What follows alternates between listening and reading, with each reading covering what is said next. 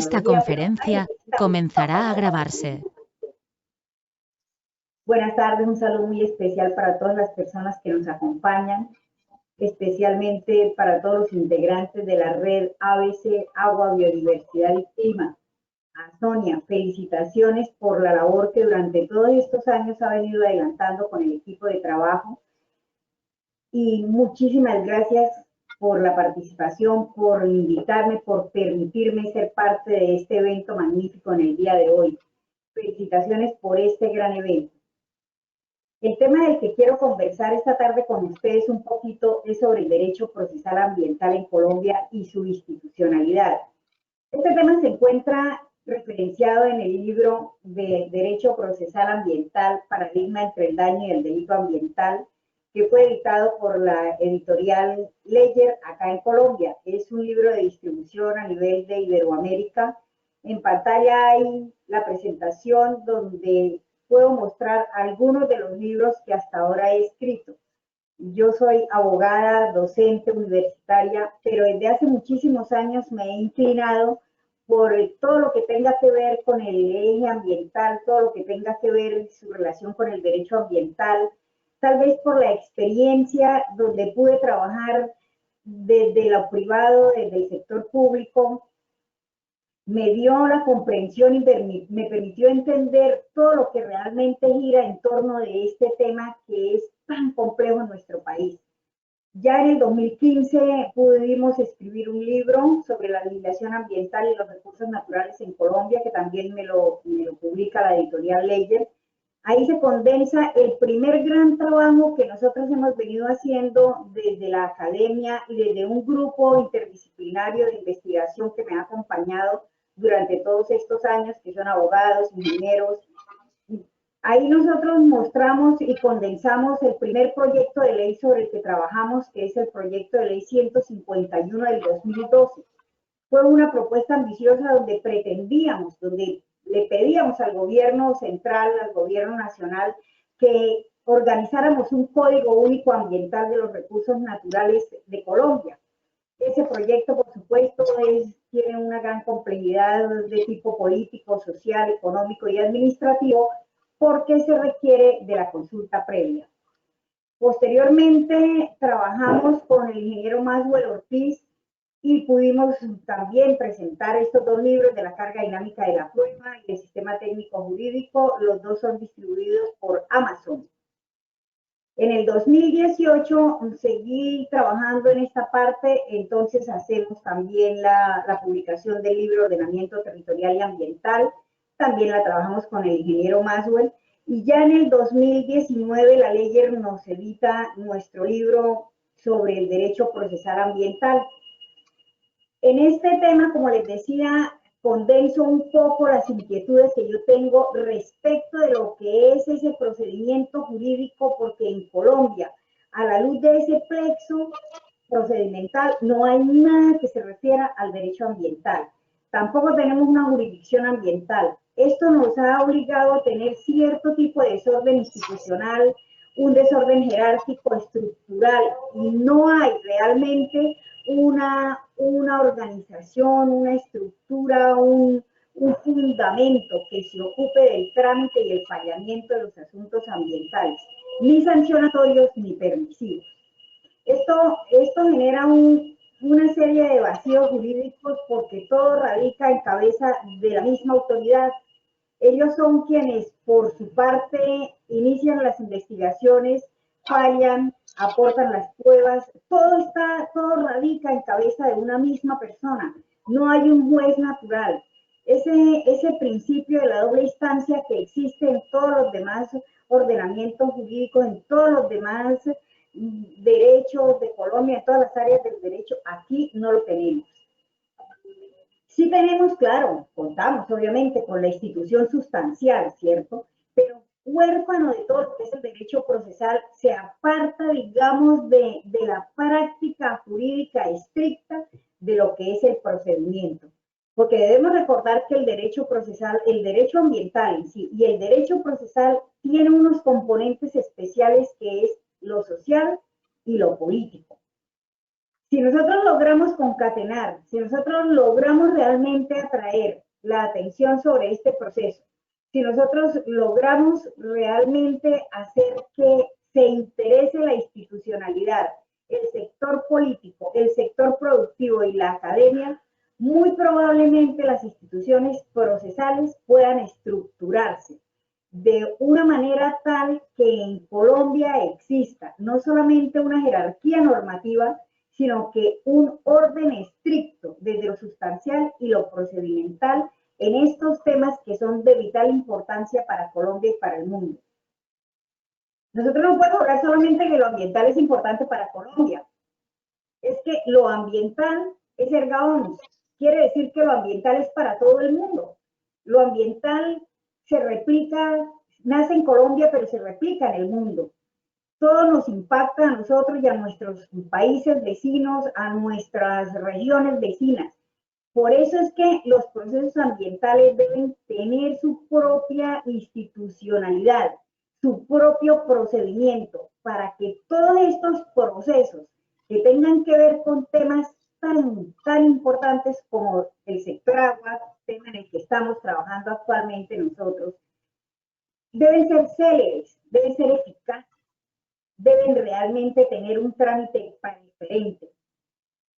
Debemos tener no solamente ese trámite rápido, sino que la tutela del medio ambiental sea expedito, que la tutela de los derechos de los ciudadanos y las personas que acuden ante la autoridad ambiental sea expedito, sea eficaz, sea real. La verdad verdadera, como se dice en derecho. Necesitamos que haya una publicidad, que haya gratuidad, que haya itinerancia, que haya inmediatez, que haya concentración, pero no la concentración de poder como la estamos mirando ahora. Necesitamos una concentración constitucional del debido proceso y del derecho de defensa, tanto de la naturaleza como de los ciudadanos. Es necesario que exista definitivamente una certeza. En la medida en que nosotros tengamos certeza de la interpretación normativa que van a dar nuestras autoridades del derecho ambiental, entonces muy probablemente esa inseguridad jurídica, el desorden, la anarquía, el desconocimiento, la desconfianza que tenemos los ciudadanos de repente hacia nuestra institucionalidad ambiental cambie un poco. El texto de la ley es explícito. El punto es su interpretación. El punto aquí es la discrecionalidad con la cual nuestros funcionarios interpretan y aplican la norma. En otras áreas de la ciencia jurídica existen parámetros. Está el derecho procesal civil, está el derecho procesal ambiental. Y en ese orden de ideas, la interpretación siempre está dentro del marco constitucional, dentro del marco de lo jurídico. Como les decía, el punto es que en lo ambiental necesariamente tenemos que conjugar lo político y lo social. Nosotros en todo lo que es la parte ambiental, en todo lo que es el tema del derecho procesal, tiene un componente además que es el revestimiento complejo que existe entre lo técnico y lo jurídico. Ese revestimiento, eso que gira alrededor del sector ambiental, definitivamente necesitamos nosotros asumirlo dentro de su contexto. Por ejemplo, la promulgación de las normas ambientales, demasiado amplia, demasiado diversa, demasiado discrecional, es autonómica en cabeza de las autoridades ambientales. Si miramos los creadores de la norma, entonces encontramos que son muy variados y numerosos. Entonces encontramos que la normatividad ambiental surge tanto del sector local como del sector central. Y entonces encontramos nosotros que en esa institucionalidad local, regional, nacional, realmente no hay una gobernanza. No hay una gobernanza clara. Y si miramos el aspecto de la comunicación de la legislación ambiental, entonces la exteriorización, la divulgación es aún mucho más difícil por la extensión de las normas, por lo complejo del tema, un poco por el desinterés social, un poco por el desinterés institucional, un poco porque a nivel de Estado es más fácil mirar hacia otros sectores que abordar el conocimiento y el análisis de la norma y de todo el contexto ambiental. La legislación ambiental en Colombia tiene una tipología sui generis, es única. Y quizás por lo mismo intrincado de este tema y por el abordaje técnico que contiene, entonces nosotros encontramos una legislación ambiental de fundamentación fortuita. Es decir, a raticos. Y nosotros tenemos también una legislación ambiental casuística. Si ocurre algo, legislamos. Tratamos como de tapar ese vacío, de cubrir ese vacío, y entonces aplicamos normas del derecho procesal civil, normas del Código General del Proceso, normas del derecho de lo contencioso administrativo, normas del Código de lo contencioso administrativo, normas del Código Penal, y toda esta mezcla realmente nos demuestra que la legislación ambiental definitivamente está sectorizada, que las leyes y reglas técnicas encaminadas a la protección del ambiente, a los recursos naturales, a los bienes y a los servicios ambientales de trascendencia y transversalidad generalizada, con ese componente social y jurídico que tienen, se nos han ido convirtiendo poco a poco en un problema y no en una solución. Esto es algo que nosotros hemos venido analizando desde hace mucho tiempo. Cuando hablo de nosotros, no trabaja Amanda sola. Hay personas que me han acompañado en este proceso, como el doctor Héctor Ramo, que ya no nos acompaña, falleció hace 4 años, el ingeniero Álvaro Prada, el ingeniero Manuel Ortiz, el ingeniero David Ortiz, estudiantes de mi facultad, estudiantes de la Facultad de Ingeniería de mi universidad, que interesados en el tema han venido aportando desde su experiencia y el desconocimiento. Nosotros en el libro del Derecho Procesal Ambiental, Paradigma entre el daño y el delito ambiental, trajimos a colación un planteamiento que hicimos en el año 2011. Nosotros en el año 2011 empezamos a investigar y a plantear por qué no crear la jurisdicción ambiental en Colombia. Claro, eso venía desde mucho atrás porque nosotros ya traíamos desde el año 2002, 2003, 2007, caminando la investigación sobre todo lo que era el Sistema Nacional Ambiental en Colombia. Entonces planteábamos la propuesta en el proyecto de ley 151 del 2012, la creación de un código, la creación de la Jurisdicción Especial Ambiental en Colombia y sobre todo la unificación y la estructura de una política pública ambiental acorde a la realidad socioambiental que vive Colombia. Retomando ese asunto, este año unos congresistas presentan al Congreso el proyecto de ley 047. Ese proyecto de ley retoma precisamente la creación de los tribunales ambientales en Colombia, que son una cápite de ese tema que nosotros traíamos. En el año 2013, nosotros se lo presentamos a la entonces ministra de Justicia, y a ella le pareció muy interesante. De hecho, ella lo compartió con los medios de comunicación, pero el tema quedó ahí, igual que nuestro proyecto de la creación de un código, igual que el proyecto de la unificación de la política pública ambiental. Ese tema y organizar los tribunales ambientales es un proceso que definitivamente a Colombia le hace falta. Se necesita una autoridad que sea capaz de dirimir los conflictos ambientales en el territorio nacional. Ese proyecto de ley que tienen ahora en el Congreso, que está caminando en este momento para que sea aprobado y debatido por nuestros senadores, realmente toma y utiliza antecedentes que están en este libro. Toma antecedentes y toma un referente donde se menciona específicamente cómo interpretar las normas ambientales. cómo nosotros aportamos y sugerimos algunos principios para integrar el derecho procesal ambiental. Ahí también nosotros hablamos un poco de las características especiales de los diversos procesos ambientales que existen.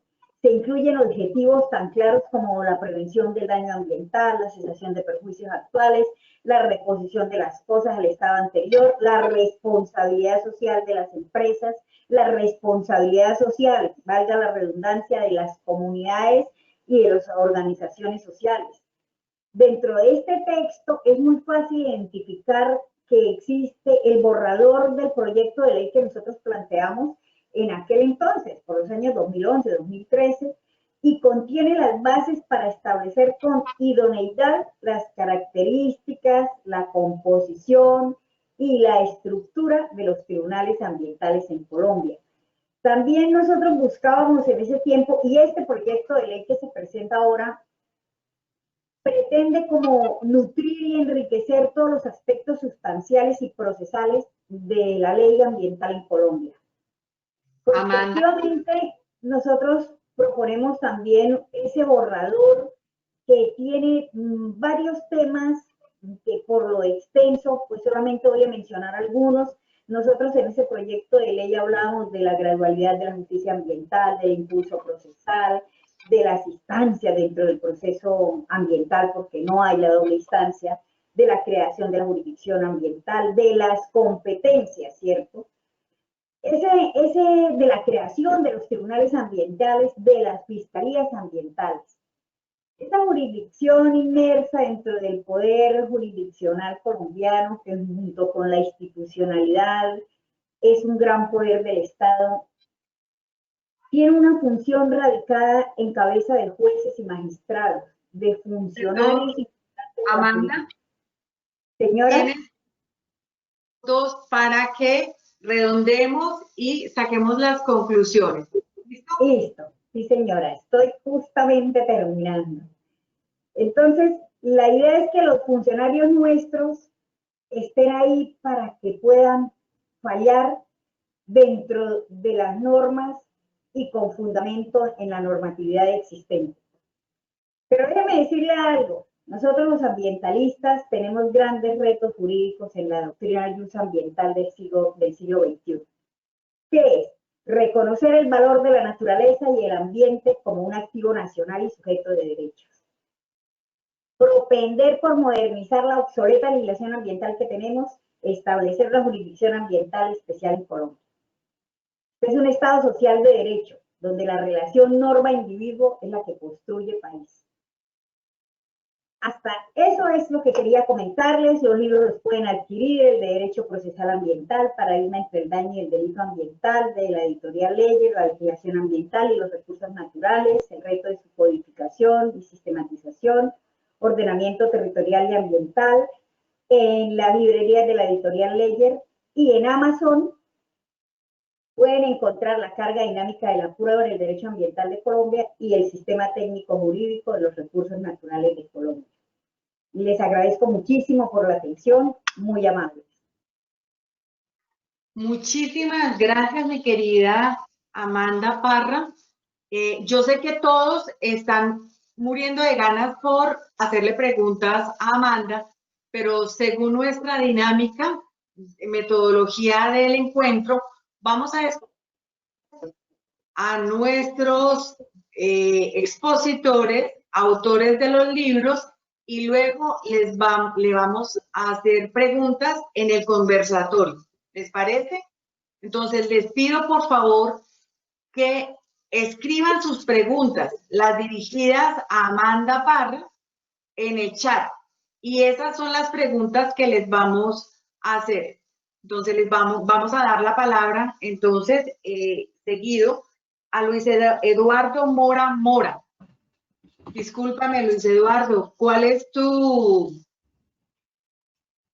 Es que no tienes tu nombre escrito allí.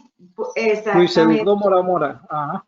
No, pero es que no sé cómo te... ¿Me ubicas?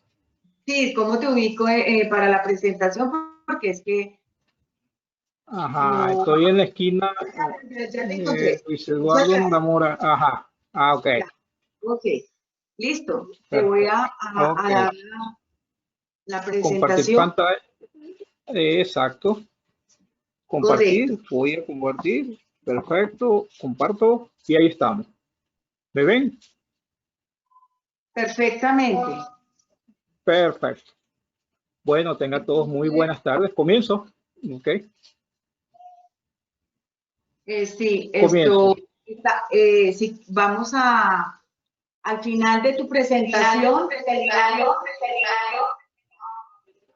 al final de la presentación, entonces pasamos un video de la vicerrectora de la Universidad de los Andes de Venezuela, que nos quiso enviar un saludo a todos los que hoy participamos de este evento. Luis Eduardo, tienes 20 minutos para tu presentación. Bienvenido, muchísimas gracias. Gracias. Bueno, muchas gracias por esta invitación y por este maravilloso oportunidad de compartir con ustedes algunas experiencias que tuvimos en estos 3 tomos que sacamos de el libro. Voy a pasar para la siguiente. Ajá, perfecto. Vamos a hablar rápidamente de la agenda de los 3 tomos que tuvimos, ¿verdad? El primero es una visión general de los sistemas de suministro ante el cambio climático. El segundo vamos a hablar de las implicaciones, los acuerdos de París, digamos, las contribuciones determinadas de los diferentes países a los sistemas de suministro de agua potable y aportes para la estimación de estas inversiones. Rápidamente, porque quizá muchos de ustedes han escuchado esto del cambio climático. El problema es que debido a las actividades antrópicas han incrementado los gases de efecto invernadero, los cuales no son malos en realidad, sino que por la alta concentración de CO2, básicamente han aumentado las temperaturas.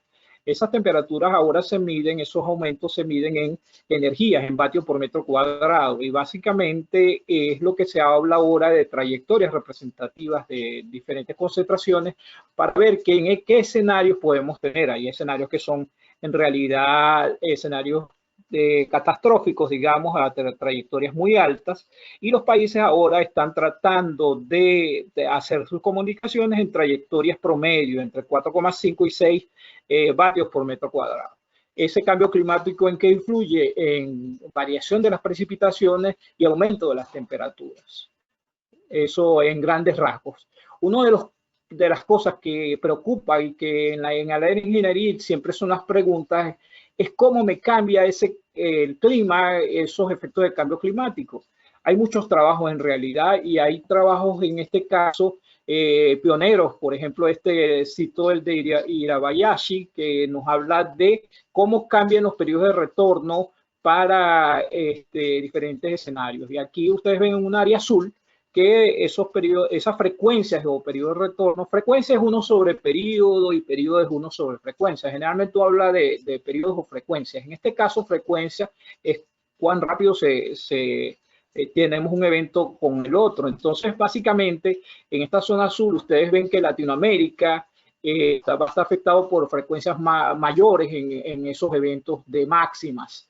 Pero también, ojo, también vamos a tener unas zonas donde se van a incrementar las probabilidades de tener sequías y tener intensidades de zonas secas. Entonces, eso es muy importante. Rápidamente, dentro del mismo estudio, nosotros hicimos varias cosas, pero siempre surge la pregunta en el área de ingeniería, ¿cómo me cambian esas frecuencias, los periodos de retorno? Porque también tienen una implicación económica importantísima. Básicamente los enfoques que surgen en estos planteamientos es la búsqueda de sistemas resilientes ante el cambio climático y la prioridad de acciones sin arrepentimiento o acciones no regreso. Esto básicamente fundamentó, digamos, el enfoque conceptual que tienen estas publicaciones. A mí me preocupa siempre que hablamos de resiliencia, porque una vez estuve yo en un congreso, también todo el mundo habló de resiliencia, pero nadie definió el término. Entonces, a veces es bueno sentarlo rapidito, que es la habilidad de un sistema y de las partes que lo componen de anticiparse, absorber, acomodarse o recuperarse de los efectos de un choque o estrés de manera rápida y eficiente. Eso es uno de los miles de conceptos que hay, porque hay muchos. Lo que sí les digo, si ustedes ven al niño y ese juguete que llamamos porfiado en algunos países, ¿verdad? Ese es un sistema resiliente. ¿Y qué es lo que caracteriza a ese juguete y ese porfiado? Es la geometría que lo basa. Y básicamente la resiliencia es eso, construir geometría o sistemas que le den estabilidad a nuestro sistema en general. Y esas son las acciones resilientes de las que se basan muchos documentos y se basa esta filosofía de adaptación frente al cambio climático.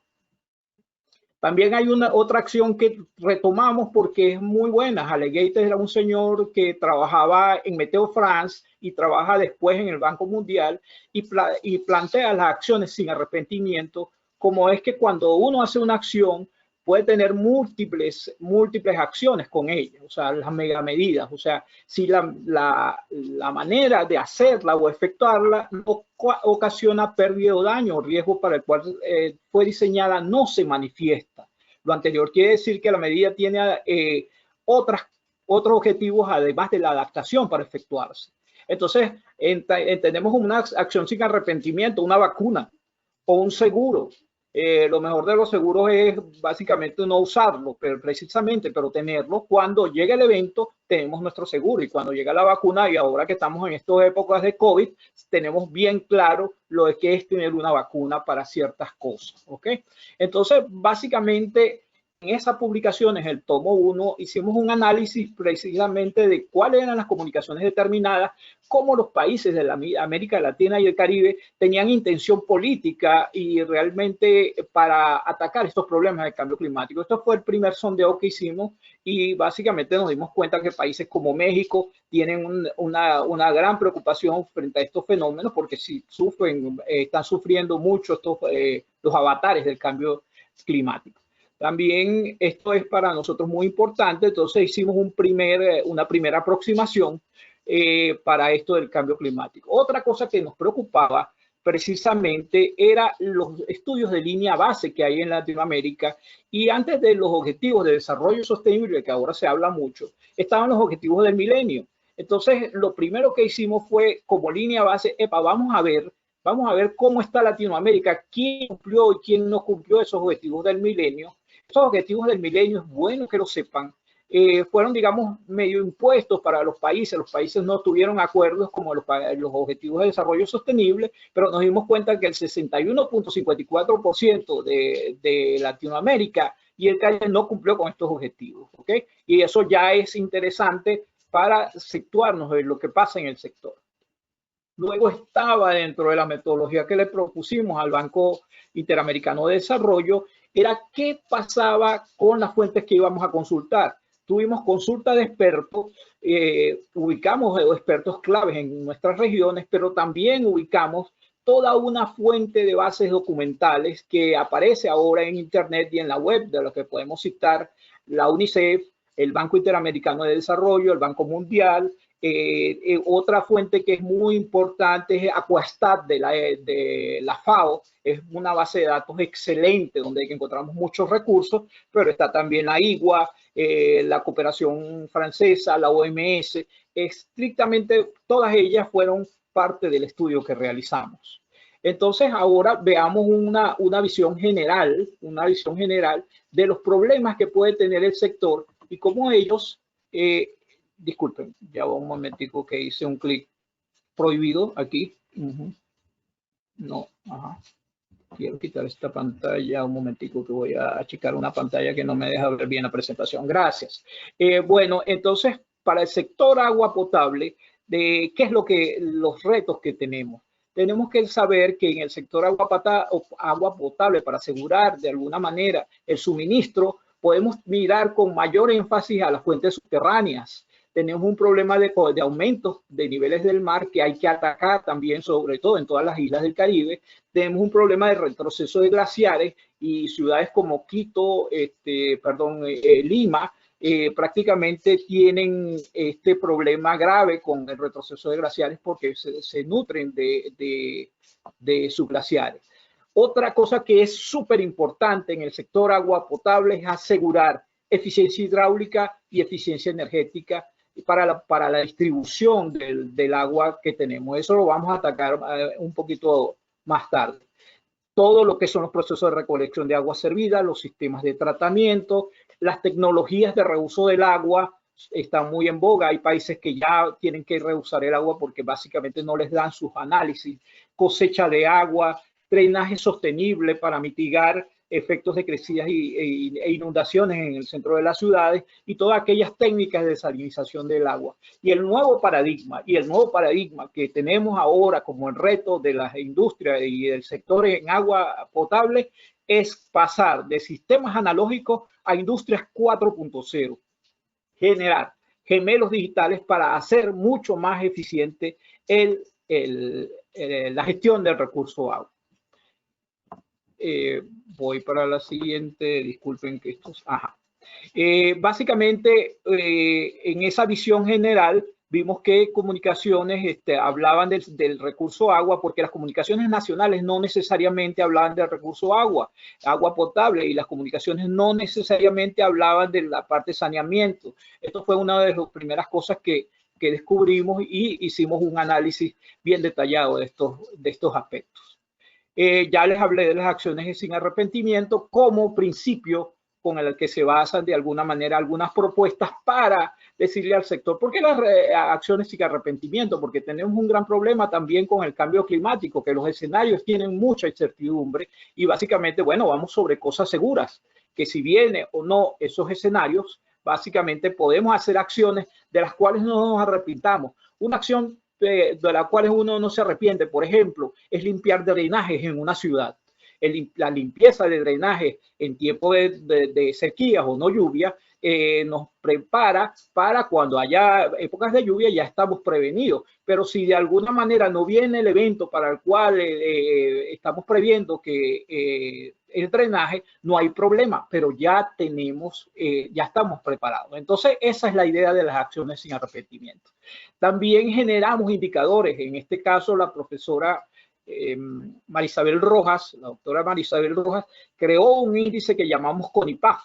Ese índice es más o menos que nos habla de la vulnerabilidad que tienen ciertos equivalentes, no es exactamente igual, pero equivalente a qué países eran más vulnerables políticamente a esos efectos del cambio climático. Y nos dimos cuenta que países como Guyana, Nicaragua, Guatemala, Barbados, Bahamas tenían alta vulnerabilidad. Y sin embargo lo adaptamos al sector agua potable y eso lo desarrollamos como metodología en los trabajos. Ese índice varió según las adaptaciones que le hicimos.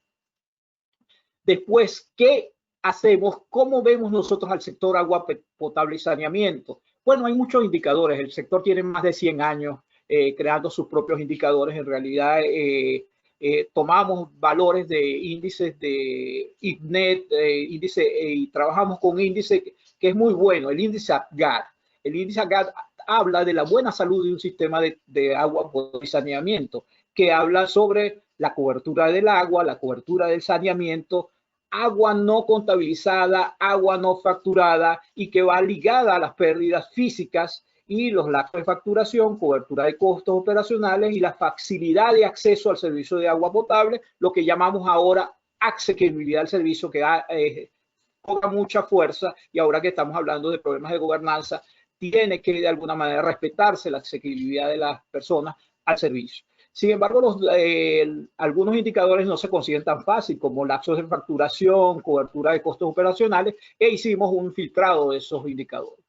Otra cosa que es importante especificar es que cuáles eran las inversiones que se estaban haciendo en el sector agua con respecto a los índices en el mundo. Y nos dimos cuenta, por ejemplo, que para América Latina y el Caribe era más o menos el 23% de esos movimientos financieros importantes en el mundo. También hay otra cosa que es interesante, cómo se ven esas inversiones en el sector, ¿verdad? La distribución de los fondos climáticos, cómo era para los diferentes sectores, ¿verdad? Fíjense que para agua y saneamiento descubrimos que solo el 15% se están utilizando. Le dijimos al banco, epa, hay que hacer algo con esto porque la inversión en el sector tampoco es tan cuantiosa. También reflejamos en las inversiones promedios de infraestructura con respecto a qué, al Producto Interno Bruto. ¿Y eso para qué nos dice? Para que nos habla de cómo un país hace esfuerzos fundamentales en cuanto a su Producto Interno Bruto, en cuanto a inversiones en el sector. Nos dimos cuenta que países como Perú, Bolivia, Nicaragua, Guyana están haciendo importantes inversiones en el sector agua potable y saneamiento, por ejemplo. Eso nos llevó a crear fichas que fuesen un compilado de toda esta serie de indicadores y que los planteamos en estas publicaciones, ¿ok? Tenemos para cada país de América Latina y el Caribe tanto indicadores sociales como indicadores de sostenibilidad, como los indicadores que hemos hablado de índice ADGAR y toda una serie de que compilamos todas esas bases de datos y las colocamos en una ficha sinóptica para cada país. Otra cosa que nos interesa mucho es los costos relativos cuando tenemos problemas, por ejemplo, de sequías. Los costos, esta es una gráfica que siempre muestro en mis clases, la traje para esta oportunidad. Fíjense que los costos de acarreo son los más grandes. La gente en los barrios, en las zonas marginales, paga el agua a unos niveles muy caros, generalmente es más de 3 o 4 dólares el metro cúbico cuando se trata de acarreos. La forma menos costosa es a través de redes de distribución de agua potable. ¿Okay? Las sequías se transforman en sequías meteorológicas, agrícolas, hidrológicas y al final se transforman en sequías que tienen unos altos costos para la población y para quien da el servicio, que son las sequías socioeconómicas. ¿Okay? Acciones de emergencia reactivas tienen un alto costo. Por ejemplo, países como México gasta en la mitad de su presupuesto, básicamente el doble, perdón, de su presupuesto en atender sequías que atender todos aquellos problemas debido a inundaciones por efectos de cambio climático. Entonces, le pregunto una pregunta. Ajá.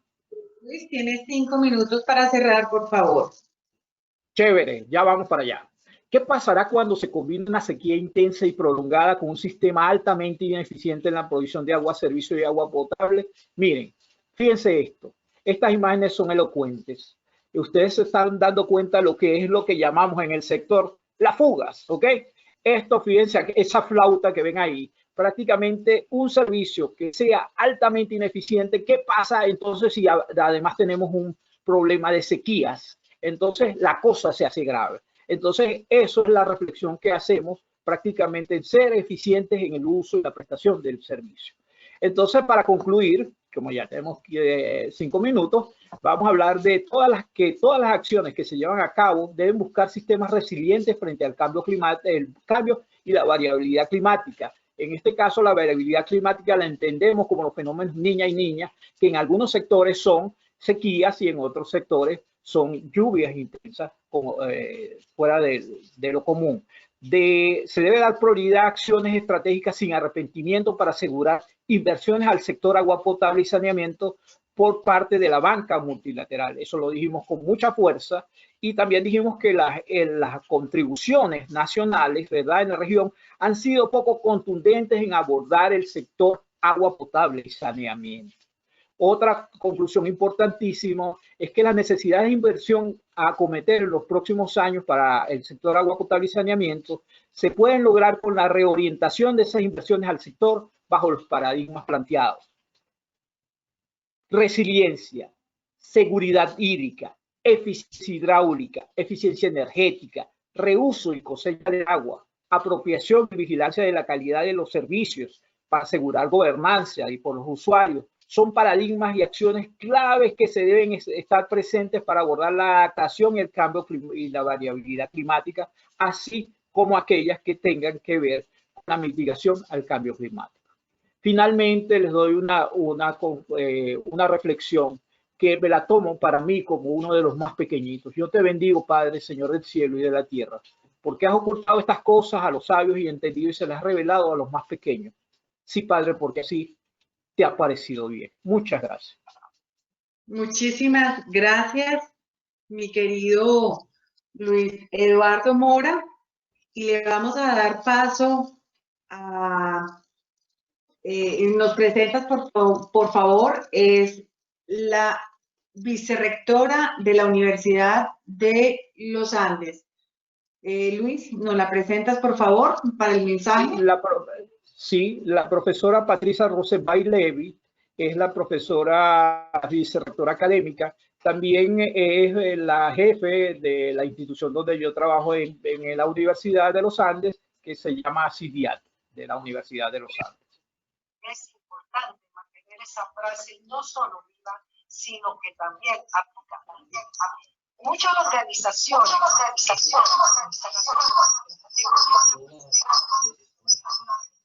talleres, aliándose con universidades,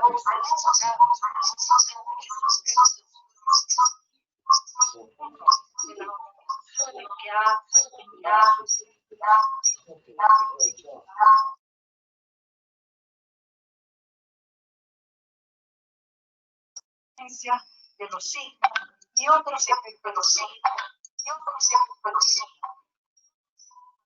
Es realmente muy admirable que, a pesar de la situación que estamos viviendo los coronavirus, motivado a esta pandemia, todos conocemos, existen todavía las organizaciones. Discúlpeme, por favor, pero no nos salió bien la presentación. Si logro poner en orden esto, pues le vamos a hacer la presentación más tarde de este video. Discúlpame, pues entonces, Luis.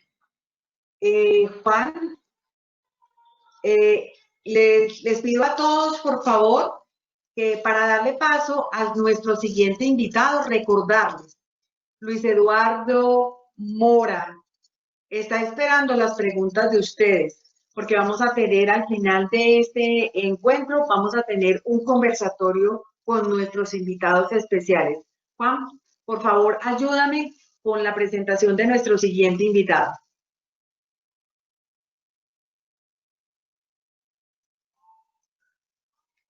Juan Carlos. Me tienes que regalar para compartir pantalla. Él la va a hacer, ¿no?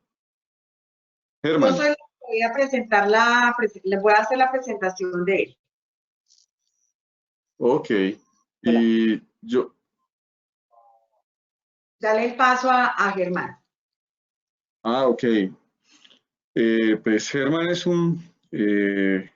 es Germán Camargo Ponce de León. Es biólogo de profesión y pues para mí es una de esas personas que ha trabajado toda la vida de manera muy cercana a la vida, muy cercana a la conexión que genera finalmente la vida, y no solo la vida del ser humano, sino la vida de las plantas, la vida de nuestros bichitos y animalitos. Y el conocimiento que tiene él, que no solamente es de una selva, sino es de una selva de cemento, es maravilloso. Y además esta obra nos permite generar unas conexiones bien interesantes de cómo deberíamos interpretar no solamente un ecosistema, sino un territorio. Germán, bienvenido.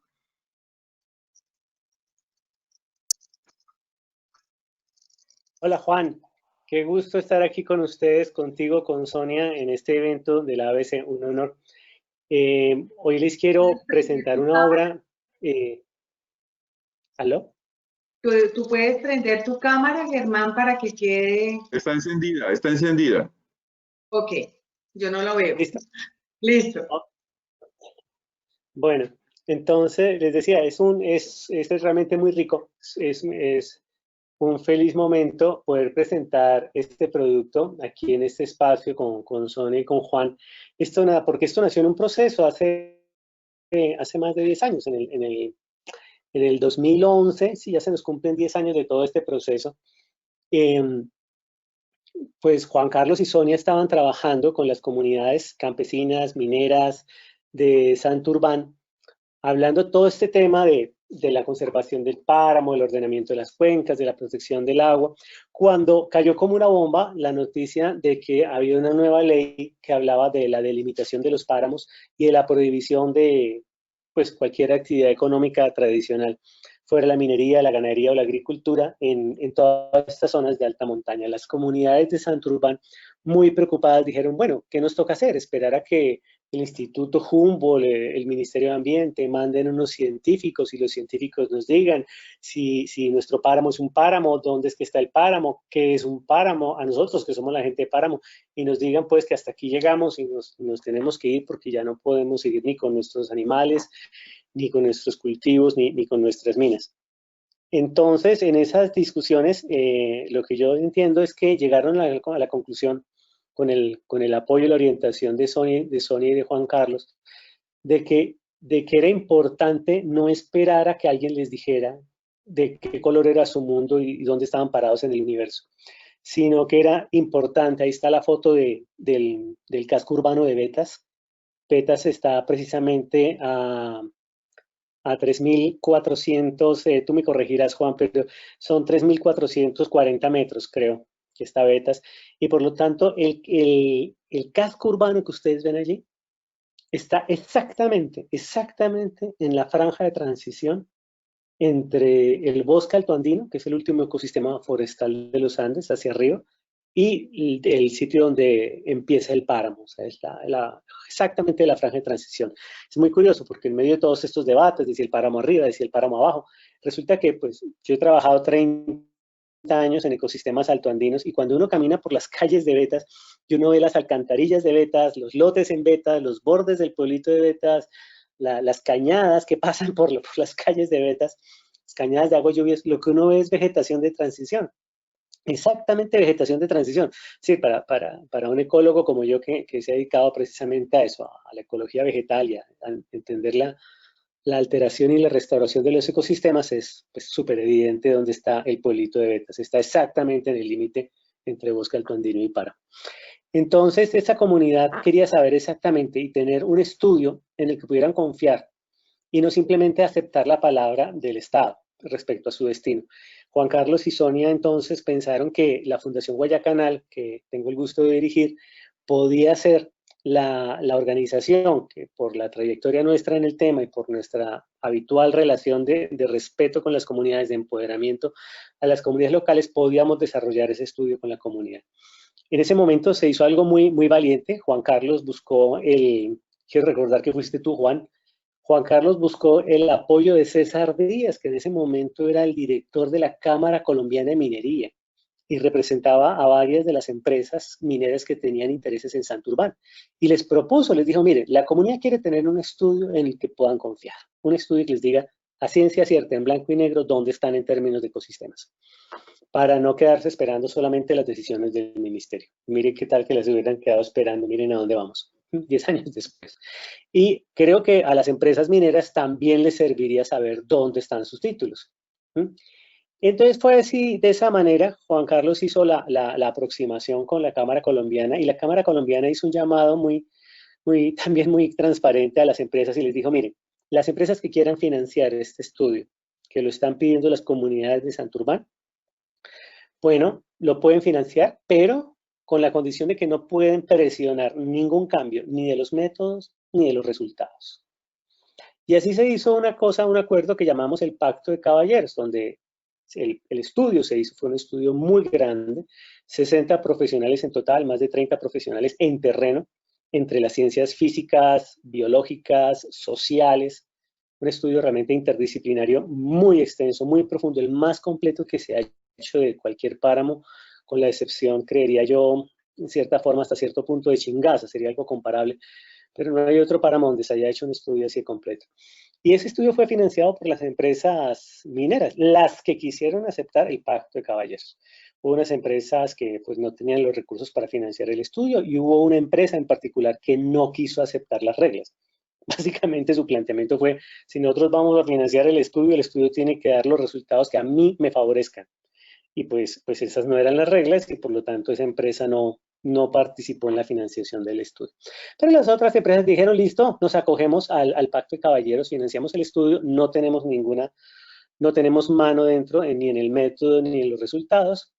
Y bueno, y la otra parte es, bueno, también el que lo paga decide si se publica o no. Finalmente, después de varios años de muchas discusiones, las empresas se decidieron a publicar el estudio, de modo que hoy en día este estudio, que es el estudio más completo del páramo de Santurbán, el estudio ecológico más completo, pues casi el único que hay de Santurbán, porque el resto hay publicaciones y estudios muy pequeños, muy fragmentarios de ciertos temas, y la mayoría de ellos con muy poco rigor científico. Pero bueno, este estudio ya es un documento público. El documento, que tiene más de 6.000 páginas, es un documento público, está radicado en el ministerio, está radicado en la Procuraduría, está radicado en las Cortes, está radicado en todas partes, en el ANLA, en todas partes. Está al acceso de cualquier ciudadano. El documento completo, con todos los resultados. Y este libro que les estamos presentando hoy es un resumen de aquellas cosas que nos gustaría fueran tenidas en cuenta en la discusión. Porque en esta discusión, lo que hemos visto con mucha alarma, con Juan, con Sonia, con muchas personas que conocemos Santurbán, es que se discute con mucha pasión, pero con muy poco conocimiento. Y no me refiero solo al conocimiento científico, me refiero a todo ese conocimiento local también, ese conocimiento vernáculo, ese conocimiento de las comunidades de agricultores, de ganaderos, de mineros de Santurbán, que no se está teniendo en cuenta para nada. Entonces se habla con mucha pasión de aquello pues, que no se conoce. Entonces, con este libro quisiéramos poner, independientemente de la posición que tenga cada persona en el debate, información, conocimiento para compartir, ¿sí? Para que empecemos por preguntarnos de qué estamos hablando. Este estudio, que siguió todos los criterios metodológicos del Instituto Humboldt, es decir, es un estudio que barre toda la parte geológica y climática, primer criterio del Instituto Humboldt, abarré todo el tema de comunidades de vegetación, en absoluto detalle, todas las comunidades de vegetación de Santurbán. Barre todo el tema de servicios ecosistémicos, se hizo un análisis hidrológico de todo el ciclo del agua en cada una de las microcuencas de Santurbán. Y el cuarto criterio, que es un criterio muy polémico, el cuarto criterio para delimitar un páramo es si sus comunidades humanas tienen una historia de poblamiento relacionada con el páramo, tienen un lenguaje, unas formas de representación del mundo, donde el páramo es uno de esos conceptos, donde la alta montaña tiene un concepto local en su cultura, y si tienen sistemas económicos, sistemas de producción que están adaptados al páramo, a la alta montaña. Entonces se hizo, por supuesto, toda la parte de la investigación social y económica, perdón, analizando todos los sistemas productivos de Santurbán, la ganadería, la agricultura, la minería, el turismo, bueno, todo lo que pudiera funcionar en Santurbán, una serie de talleres, entrevistas con los ancianos, con los jóvenes, con los niños, con los líderes políticos, con los líderes gremiales, para saber exactamente cómo se ven ellos a sí mismos, porque páramo también es una construcción cultural, es una idea de territorio que la construye a lo largo de la historia una comunidad en particular. No es solamente un concepto creado un científico como yo o un instituto como el Humboldt, es una construcción de la gente. Y en este estudio pues se hizo a escala 25.000, como pide la norma, con 2 ventanas de detalle a escala 1:10.000 en Betas y en California. Cubre los 5 municipios y los 2 corregimientos que están en la vertiente santanderiana de Santurbán, es decir, este estudio lamentablemente no cubrió norte de Santander. Hay 432 levantamientos detallados de vegetación que lo más interesante es que se acompañan de 380 levantamientos detallados de suelos con análisis de laboratorio para toda clase de elementos y de componentes. Todo esto totalmente documentado, georreferenciado, fotografiado, de modo que es imposible falsear cualquiera de estos levantamientos porque todos tienen sus coordenadas. Cualquier persona puede verificar en las coordenadas qué es lo que hay a nivel de suelos y a nivel de vegetación. Y los análisis químicos de suelos son de laboratorios certificados por el IDEAMI. Pues, ¿quién se pone en el trabajo de inventarse 380 muestras de suelos? Además que las pueden verificar en el terreno porque están las coordenadas. Y todas las colecciones de vegetación están, por supuesto, almacenadas en las bases de datos públicas del CISBEN y están almacenadas en universidades públicas, en herbarios de universidades públicas. De modo que toda la información de este estudio es perfectamente verificable por terceros. Si algún error cometimos, lo pueden ver en el terreno. Si los datos que recogimos los analizamos mal o el análisis matemático está sesgado, también puede ser verificado el estudio, las tablas, los modelos matemáticos, todo es público. Esto hoy simplemente paso rápidamente los modelos climáticos para la zona con la información disponible de clima. Dale. Si quieres saber eso. Y esto ya son los modelos de suelos y geomorfología. Hicimos, por supuesto, la zonificación detallada de unidades de suelos y geoformas para Santurbán y una zonificación súper detallada de todas las comunidades vegetales. Esto ya es un ejemplo de cartografía 1.10.000 para el caso de Betas, el municipio de Betas. Los análisis de suelos que se hicieron, como les digo, son 380 levantamientos de suelos. Los análisis de la información de suelos y clima, cómo varían las condiciones del suelo con la altitud. Dale. Estas son las bases científicas y en el libro lo que se hace es pues, poner esto en un formato más universal, no menos científico, sino más universal. Este es un modelito muy, muy simpático que logramos desarrollar de cuáles son los paisajes y las geoformas que existen dentro de Santurbán, desde los paisajes de fondo de valle de California y Suratá hasta los paisajes de cuchillas, escarpes, afloramientos rocosos que están en las partes altas de Betas, Charta, California. ¿Vale? Sobre este modelo, lo que hicimos fue barrer totalmente cada uno de esos ambientes, cada uno de esos suelos y topografías. Desde estas altiplanicies onduladas, estos son artesas glaciares que están entre Betas y Charta, en Páramo Rico, para que ustedes se hagan una idea del tipo de paisajes en los que se desarrolla el estudio y de los que habla el libro, con sus fotografías. ¿Vale?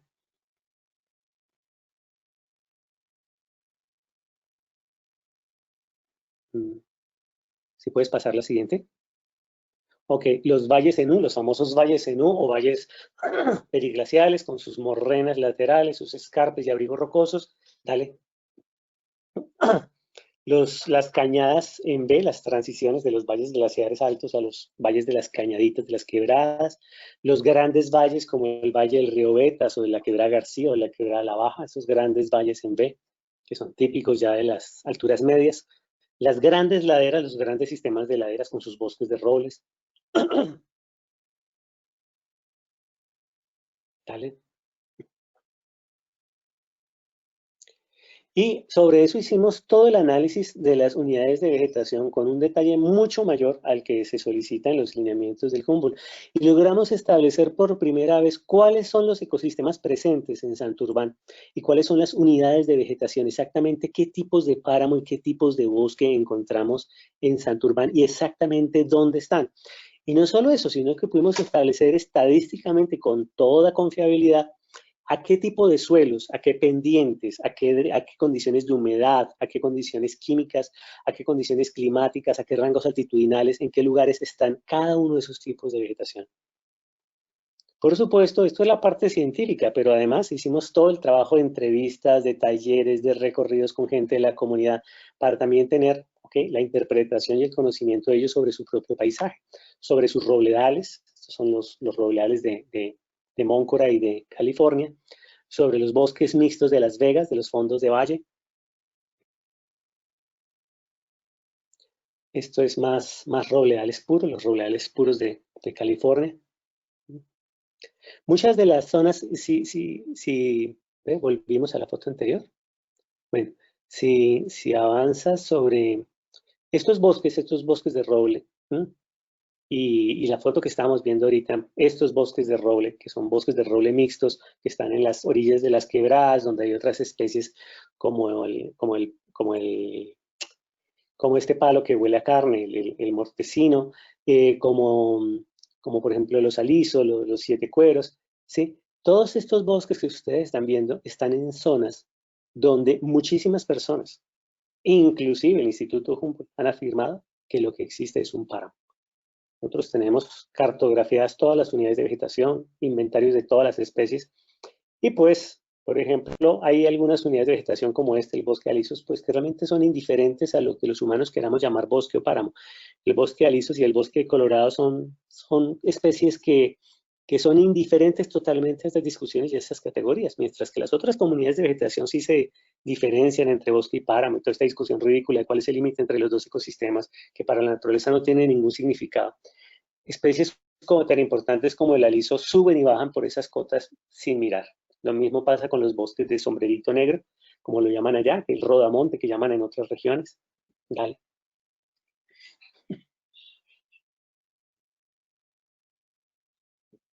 Si quieres pasar la foto. Esas son las zonas de regeneración. Hay que tener en cuenta que en muchas de las zonas mineras la agricultura es muy escasa y el ganado es muy escaso. Entonces hay muchas zonas que hoy en día pueden parecer páramo porque hay pajonales, pero esos pajonales, como se ven en estas fotos, están regenerando con bosques de encenillos. Entonces hay bosques de encenillos, de uva caimarona, de uva de anís, de mano de oso, de mortiño, que van regenerando. Y hay algunas otras especies como esa que se ve aquí, la cimbradera. La cimbradera es el Holodiscus, que es una especie que nos marca exactamente dónde está el límite del páramo. Hay también pajonales muy degradados. Esta foto que está aquí es muy interesante porque ese pajonal que uno ve, perdón, la anterior, si quieres poner otra vez la anterior, esos pajonales que se ven en la foto anterior, esos pajonales están en el Cerro La Araña. El Cerro La Araña que está justo arriba, se ve desde el pueblo de Betas, es el trasfondo del pueblo de Betas. Y esos pajonales del Cerro La Araña están ahí porque durante 400 años los indígenas, los laches, los chitareros, estuvieron haciendo minería artesanal con unos métodos absolutamente devastadores, utilizando fuego, agua fría, cambios bruscos de temperatura para partir las rocas y produjeron pues la deforestación y la erosión de todo ese cerro. ¿Sí? Era una minería muy artesanal, una minería neolítica para la extracción del oro y produjeron esos paisajes degradados de páramo, de modo que mucho del paisaje por el que muchas personas, digamos, hoy empuñan las banderas, en realidad son paisajes antrópicos, no son relictos de la pureza primordial, de una visión edénica de la naturaleza, que eso es algo que se busca mucho en estos imaginarios ambientales, sino que en realidad son paisajes creados por siglos y siglos de relación con la cultura, con las sociedades que han pasado por este territorio. Dale. Ahí están los pajonales y frailejonales de los que son típicos de los 3700, 3800, los bosques de, a ver, esta foto está demorada en pasar. Bueno, no estoy viendo yo la foto aquí, pero, ok. Pero la foto no sale. Bueno, la foto que está intentando salir es una foto típica de los frailejonales y bosques enanos de romero, que el Diplostratium revolutum, que es un paisaje típico de las alturas medias del páramo, desde los 3.650 hasta los 3.900. ¿Dale? Y finalmente, pues hay que recordar que Santurbán es muy alto, tiene unos picos muy altos, y a ciertas altitudes tú ya encuentras por encima de los 3.900, 4.000 metros encuentras superpáramo, lo que llaman páramo alto, con unas especies totalmente distintas. Esto ya es un modelo, una modelación final de lo que es la distribución de estas comunidades vegetales. Y sobre esto yo quisiera sencillamente destacar que todas estas comunidades son valiosas. Cada uno de estos ecosistemas juega un papel importante en el ciclo hidrológico y juega un papel importante en la construcción de cultura y territorio. Y tiene una biodiversidad interesante. Nosotros hemos encontrado en este estudio especies de frailejón que no se veían desde los años 50, como el Lianotamus occultus, especies de frailejón que se consideraban ya extintas, como la Speletia rodriguezi, que la encontramos solamente en un parche de menos de una fanegada en un potrero quemado en Berlín. Y eso es todo lo que queda de esa especie en el planeta. Pero también encontramos dentro del bosque altoandino muchas especies nuevas y especies raras, incluso de árboles. También hicimos un inventario de fauna, sobre todo de aves. Y es mucha la riqueza, de modo que limitar la discusión sobre la conservación a un blanco o negro, es decir, la naturaleza es el páramo y lo demás no, o tratar de bajar artificialmente el límite de páramo para tratar de meter allí todo lo que debe ser salvado, pues realmente es una discusión bastante miope, es una discusión bastante maniquea, muy de blanco y negro, porque pues, lo que está mostrando esta gráfica es la naturaleza está en todas partes, el ser humano está en todas partes. Pero lo que hace falta es construir formas de armonía entre el ser humano y su lugar y su entorno. Dale.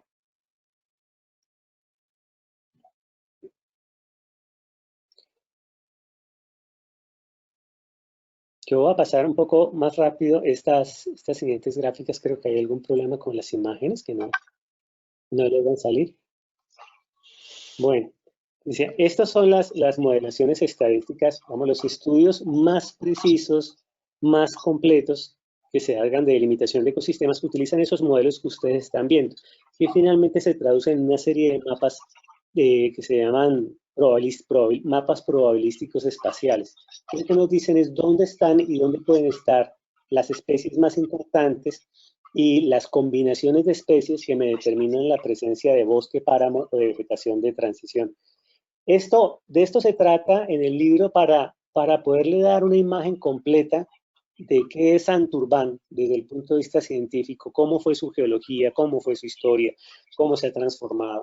Por ejemplo, es un análisis que hicimos nosotros, que no había hecho nadie, del límite entre los pastizales y los pajonales, donde ya no hay bosque, donde ya no hay páramo, donde los dos ecosistemas fueron destruidos por la ganadería, pero quedan unos pajonales y quedan unos pastizales que luego cuando se hacen análisis matemáticos nos muestran dónde estuvo aproximadamente el límite de páramo. Este es un análisis que nos muestra dónde estuvo y cómo es la variación entre pajonal y pastos, que nos muestra aproximadamente dónde estuvo el límite de páramo antes de la destrucción de los ecosistemas, porque en algunas partes de Santurbán todo el ecosistema está supremamente degradado. Y finalmente se producen estos modelos matemáticos que nos dicen con toda exactitud dónde está el límite de bosque páramo, que es la pregunta menos útil de todas, y por eso, de hecho, estas gráficas que les estoy mostrando no se incluyen en los libros. Uno, para no convertir el libro en un escenario más de la polémica, y dos, para no darle importancia a esa pregunta que no puede ser la pregunta del ordenamiento del territorio. ¿Cuál es el límite entre dos ecosistemas? No, un territorio tiene muchos ecosistemas. Todos ellos deben ser conservados, todos ellos deben ser restaurados. En cada parte hay diferentes necesidades humanas, diferentes actividades humanas que unas veces pueden ser compatibilizadas con esa conservación y restauración y otras veces no. Si quieres, pasamos a la siguiente imagen, pero de cualquier forma en el libro, como les digo, está el resumen de toda la geología, la historia geológica.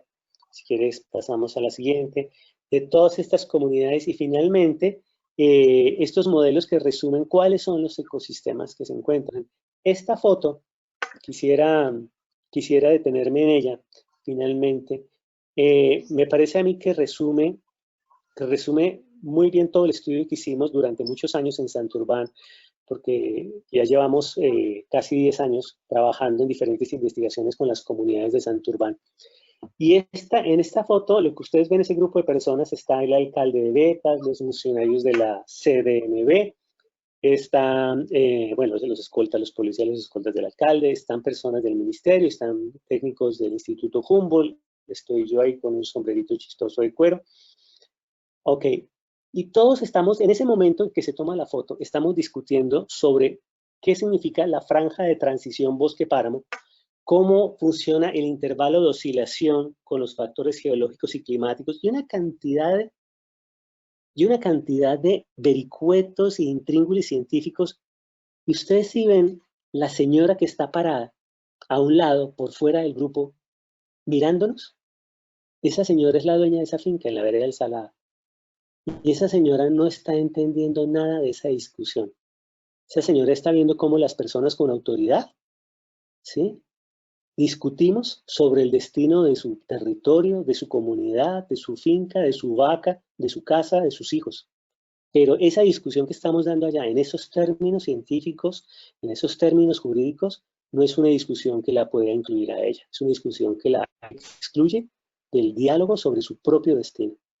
Eso me parece a mí que esta foto la coloco aquí para recordar que, ok, hay una información científica que es importante tener en cuenta, y hemos hecho con este libro un esfuerzo grande por escribir esa información científica en un lenguaje no inferior, no, en un lenguaje superior, en un lenguaje accesible a todos, porque eso no significa que la ciencia se degrada, ¿sí?, ni se empobrece cuando la escribes en un lenguaje accesible. Hemos hecho un esfuerzo de escribirlo en un lenguaje de divulgación científica para poder enriquecer la discusión desde todas las orillas, desde todos los puntos de vista. Si quieres pasar a la siguiente, Juan. Nuestra lección, después de compartir, no sale, ok, no sale la foto de Paul Ehrlich. Ok, pero bueno, en esa diapositiva la idea es, hay un mensaje de Paul Ehrlich, así, gracias, que nos dice eso: durante los últimos 2 siglos, el desarrollo de la humanidad ha sido como un vuelo en el cual algunos se han dedicado a quitarle remaches al avión en pleno vuelo. Es decir, ¿qué es el capitalismo salvaje? Es precisamente eso, vamos todos en el mismo avión, Estamos compartiendo el mismo vuelo, pero hay algunos que se han dedicado a quitarle los remaches, a destruir la maquinaria ecológica que nos sostiene a todos, que sostiene este vuelo, en pleno vuelo. El reto es, pues, dado que no podemos aterrizar el avión, este vuelo no tiene escalas. El reto es volver a reparar el avión sin detenerlo. Y eso implica, es un llamado a la restauración ecológica, a un desarrollo regenerativo. El desarrollo que hemos tenido hasta hoy, que a veces lo hemos llamado sostenible, no lo es un desarrollo degradativo, donde cada costumbre, cada palabra, cada idea, cada actitud han contribuido a degradar no solo la naturaleza, sino las relaciones entre nosotros y las relaciones entre nosotros y el espacio y el lugar, el territorio. Ahora hace falta que emprendamos un diálogo más amoroso y que volvamos a restaurar ese tejido, las relaciones entre nosotros y el lugar, la naturaleza. Para eso estamos colocando a disposición de todos este libro, que además se puede bajar digital en la página de la Fundación. Si quieres poner la primera diapositiva, Juan, si me haces el favor, ahí está el enlace.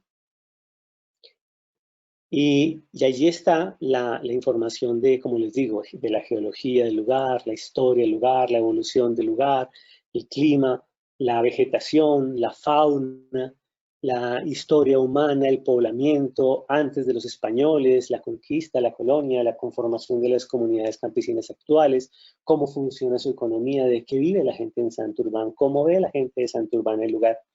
Y esto es lo que estamos colocando a disposición de todos para participar en este diálogo con este libro Santurbán, una puerta en las montañas. Yo no me extiendo más y me pongo a disposición de todos los interesados, las preguntas, propuestas y opiniones.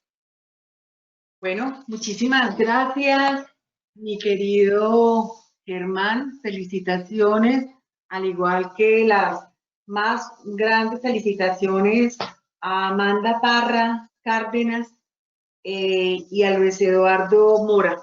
Estamos recibiendo de los compañeros que están en la sala algunas felicitaciones y preguntas. Y yo quiero leer la primera que está aquí. Les pido por favor a Amanda, a Germán y a Luis que prendan sus cámaras para dar respuesta a estas preguntas. Y bueno, les pido también que si son conocimientos comunes, ¿no? Son como conocimientos que seguramente ustedes también tienen, no directa, si las preguntas no son muy directas. Pero este en especial es una felicitación que hace Ana Quintero al profesor Luis Eduardo Mora y dice: primeramente, felicitaciones por el aporte de excelentes investigadores realizado al recurso hídrico para el profesor Luis Mora dentro del proyecto. ¿Tienen algunas consideraciones? Y Luis, la pregunta. Ajá, ¿tienen algunas consideraciones? Perdón. Sí, te voy a hacer la pregunta. Ajá, dime. Listo, la pregunta dice: ¿tienen algunas consideraciones que se deben tener en cuenta para que ocurra una transformación entre el ser humano y su interacción con su entorno natural para que sean sostenibles? Sí. De hecho, hemos desarrollado en esta parte, en realidad admitimos que tímidamente el enfoque era hacia el empoderamiento o lo que llamamos una apropiación de los usuarios básicamente sobre el servicio. Eso tiene unas connotaciones muy importantes porque ahora el usuario toma parte del servicio, pero la interacción de ese servicio con el medio ambiente. Y la interacción de ese servicio con el medio ambiente es precisamente las fases de tratamiento y potabilización, las fases de esas aguas servidas que no están tratadas, las fases de esos drenajes de aguas de lluvia que no de alguna manera son tratados. Para que tengamos idea, Ana, básicamente cuando hablamos de eso, todavía el usuario no tiene ni idea de que la mitad de la contaminación que se produce en una ciudad se debe a las aguas de lluvia. Eso no, todavía en la América y el Caribe no lo sabe la gente, pero todos los drenajes en los países, digamos, nuestros, están contaminados por metales pesados, producto del lavado de las calles. Toda la tabla periódica que se puede imaginar uno está en los drenajes ahora de las aguas de lluvia no tratadas. Eso es un problema que los usuarios, solo los usuarios, pueden atacar haciendo fuerza y de alguna manera entendiendo y empoderándose de la gestión de los sistemas de agua potable y saneamiento. Muchísimas gracias. Juan, ayúdame con algunas de las preguntas que se están haciendo en el chat a nuestros expositores y te pido, Germán, que prendas tu cámara, por favor. No te escuchamos, Juan. Sonia, es que a mí, no sé, por ejemplo, esa pregunta que tú estabas leyendo yo no la vi, pero bueno, voy a leer un poco lo que está mencionando David Ortiz. Hace un comentario que vale la pena, digamos, fortalecerlo. Interesante la praxis de Santurbán. La CDMB hizo unos estudios temáticos en el 2012 que si se hace una mezcla entre el documento del expositor y los de la corporación sería un excelente libro científico, aunado con otras publicaciones sobre los páramos y los ecosistemas de alta montaña que existen, pero que nosotros los ambientalistas no los consultamos. No nos nace estudiar porque tenemos la concepción que ya todos lo sabemos y no necesitamos saber más. Lo dejo hasta ahí. Germán, esa es para ti.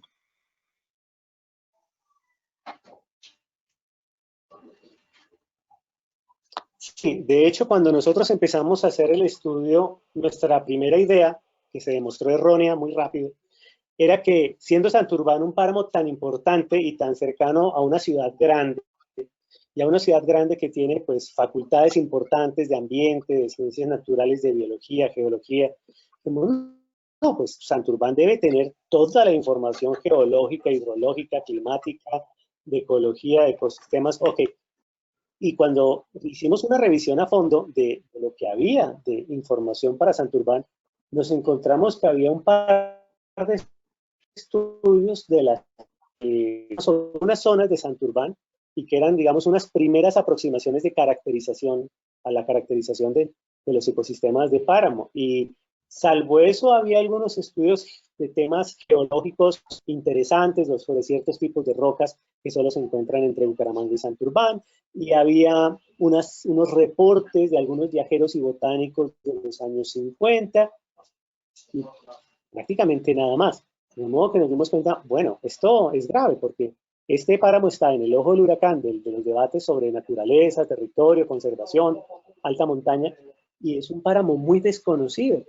Y nosotros recogimos, por supuesto, la información muy valiosa que había levantado la CDMB y la integramos en nuestro estudio, de modo que sí, por supuesto, pueden tener la garantía de que en esta publicación ya se está recogiendo como base, como punto de partida, aquello que había elaborado la CDMB entre el 2010 y el 2012, por supuesto, que se tuvo en cuenta. Y sobre el comentario de que muchas veces estos debates se dan sin tomarnos la molestia de estudiar, yo diría, pues sí, es un problema de la forma de debatir en nuestro país y en nuestros países. Es que nos metemos a discutir sin tomarnos la molestia de estudiar, sin tomarnos la molestia de experimentar en primera persona las realidades sobre las cuales estamos discutiendo, sin tomarnos ni siquiera la molestia de escuchar al otro, sin permitirnos la oportunidad maravillosa de encontrar al que es diferente, al que tiene una vida distinta, una opinión distinta, una profesión diferente. Entonces, realmente, cuando no nos tomamos esas molestias, no asumimos esos trabajos, y no tenemos esa disciplina de vivir, de experimentar, de empaparnos del mundo, pues las discusiones se vuelven maniqueas. Pues caemos en discusiones teológicas sobre la virginidad de María, la esencia de la Divina Trinidad y la naturaleza humana o divina sobre los ángeles. Las discusiones que se daban en el Imperio Bizantino. Y exactamente en esa situación estamos. Nosotros pensamos que en estas discusiones se están proyectando muchas más cosas, muchos más conflictos y emociones de la sociedad colombiana que simplemente el páramo. Y de hecho participan muchas personas que el páramo pues no lo han visto nunca, no lo han visitado, no lo conocen, pero sí encuentran en este debate un escenario para proyectar una cantidad de angustias, miedos, rabias. Y me parece importante que si el páramo se vuelve el pretexto para poder ventilar esto y para poder aprender como sociedad, ¿qué es un diálogo social? ¿Qué es un diálogo constructivo? ¿Cómo es que nos debemos encontrar con el otro? ¿Cuál es el valor del conocimiento en una conversación? Pues bien, bienvenido el debate, ¿sí? Asumamos que el páramo nos está dando, además de todas las cosas bellas que nos da, la oportunidad de madurar como sociedad. Gracias, Germán. Para mi querida Amanda Parra, ustedes dicen, será la pluma quien haga los cambios, cambiar la norma e instaurar la jurisdicción especial ambiental nos dará herramientas para frenar la minería sobre los ecosistemas estratégicos. ¿Qué dices, Amanda? Bueno, hay una cosa que es clara, la norma no cambia la sociedad, la norma ayuda a organizar la sociedad. Es necesario definitivamente que Colombia se ajuste a la realidad ambiental que estamos viviendo. Es necesario que nosotros le aportemos a la construcción de una normatividad coherente y estable. Es imprescindible que ya Colombia entre en la mira de tener su propia jurisdicción, sus propios estamentos ambientales, donde lo técnico sea el soporte de lo jurídico de una manera seria, estructurada. Mire este conocimiento tan amplio, tan maravilloso que se tiene, y aún así pasan ocasiones en las que nosotros no acudimos a los expertos. Entonces, esas fallas de comunicación, esas fallas de institucionalización, de coordinación, es lo que realmente está afectando gravemente el sector ambiental en Colombia. ¿Sí? Necesitamos escribir, necesitamos contar, necesitamos publicar. Es excelente el trabajo que han hecho los compañeros esta tarde, maravilloso. Y necesitamos interesarnos en conocer de primera mano la realidad que está viviendo Colombia en el tema ambiental. Muchísimas gracias, mi querida Amanda. Ayúdanos con la pregunta que hace Barreto, WJ Barreto. Luis, ¿cómo pueden ayudar los gemelos digitales en agua potable y saneamiento en la adaptación al cambio climático? ¿Se puede decir que los mismos son medidas, no regreso? Muy buena la pregunta. Fíjate, hay dos casos que podemos trabajar. Te pongo un ejemplo. En el año 93, cuando terminaba yo mis estudios precisamente en Francia y me venía para Venezuela, la villa de la ciudad de Bordeaux, había invertido algo así como 400 a 500 millones de dólares en un sistema de gestión en tiempo real de tormentas para evitar que de alguna manera esos drenajes llegaran al mar, porque era una de las directivas de la Comunidad Económica Europea para el año 2000. Entonces, fíjate, si tuviésemos ahora que generar un sistema de gestión en tiempo real con gemelos digitales, precisamente es una medida para evitar inundaciones intrínsecas, pero ahora es una medida de adaptación también al cambio climático, porque ahora nos vienen las lluvias con mayor intensidad. Eso por un lado. Por el otro, un gemelo digital, imagínate un gemelo digital en una red.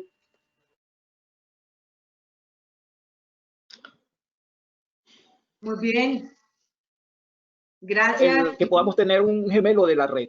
Podemos optimizar, digamos, la búsqueda de un gemelo más, digamos, eficiente, y básicamente eso nos permite, uno, ser eficientes energéticamente, ser eficientes hidráulicamente, y esa es una medida para gestión intrínseca del sistema, para mejorar, digamos, nuestra gestión operativa, pero también nos ayuda a de alguna manera ahorrar agua, y ese ahorro de agua precisamente nos va a ayudar a ser más eficientes también detectando fugas, y si detectamos fugas, minimizamos energías, y si minimizamos energías, de alguna manera somos más sobrios en consumo de carbono. Si somos más sobrios en consumo de carbono, estamos mitigando efectos de cambio climático. Entonces, los gemelos digitales por sí son megamedidas sin arrepentimiento.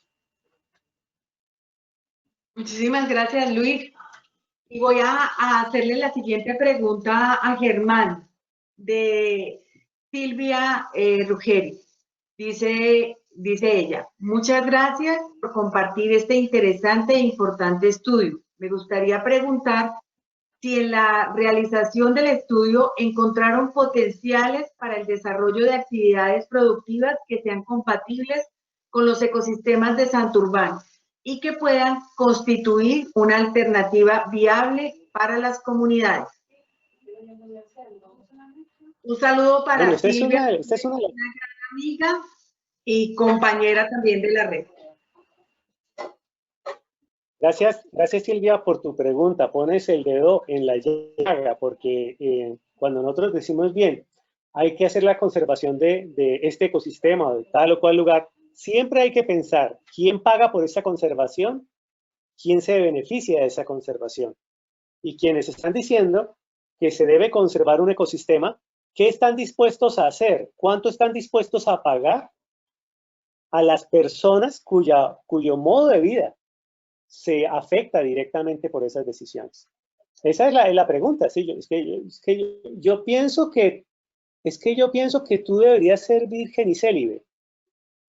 Ok, sí, pero no solamente pienso eso, sino que te deseo suerte tu celibato y yo me voy de rumba y me dedico a la promiscuidad. ¿Sí? Rico así, ¿no? Sí. Bacana la conservación cuando la tiene que pagar y sufrir otro. Ahí se vuelve bastante fácil agitar consignas, ¿sí? Polarizarse cuando yo no tengo que pagar por ello ni asumir ninguna consecuencia. Nosotros hemos hecho finalmente un estudio que no está en este libro, pero es un estudio público, está a disposición de quien quiera en la Fundación Guayacanal, sobre cuáles son las alternativas económicas, porque se ha dicho de parte del ministerio que las personas podrían vivir de una agricultura de transición, que podrían hacer inversión a una agricultura, pero en esas zonas esa agricultura solo podría durar 5 años y que, por supuesto, el ICA se encargará de decirle a los campesinos cómo es que va a ser esa agricultura.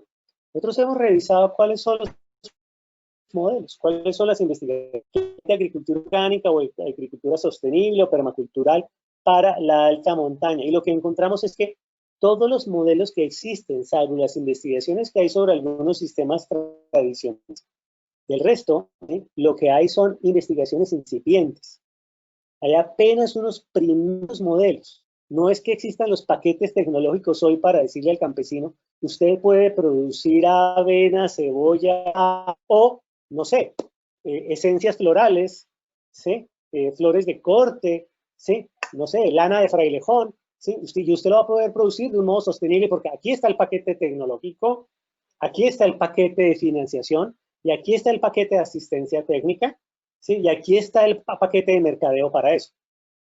Por supuesto que eso no existe, es decir, no es una posición responsable decirle a los campesinos, a los agricultores de Suratá, de California, de Charta, de Tona, Berlín, miren, es que ahorita ustedes van a volver agricultores sostenibles y, ¿sí? Y suerte con eso. Eso no es honesto y eso no es considerado. Por supuesto, en el tema del manejo de la ganadería en ladera y en alta montaña, pues muchísimo menos, porque el impacto de la ganadería sobre los ecosistemas de alta montaña es brutal. Estos no son ecosistemas que toleren bien el pastoreo y por supuesto que no tenemos respuestas. Científicamente no tenemos respuestas. Tecnológicamente no tenemos respuestas para una ganadería sostenible de alta montaña o para modelos silvopastoriles de alta montaña. Hay algunas propuestas, hay algunos experimentos y quiero recordar que antes de que el páramo se volviera puro e intocable y se volviera el ideal de la naturaleza intangible, ¿no? A partir de la ley del plan de desarrollo del primer gobierno de Santos. Antes de eso, el Humboldt tenía un programa de páramos que se llamaba ¿cómo? Páramos y sistemas de vida, donde nuestro amigo Edgar Rojas llevaba a cabo una investigación con comunidades campesinas y con comunidades indígenas, investigando los modelos de agricultura tradicional de páramo. Y el Humboldt estaba dedicado a investigar, evaluar esos sistemas y analizar en qué condiciones eran sostenibles y en qué condiciones no eran sostenibles.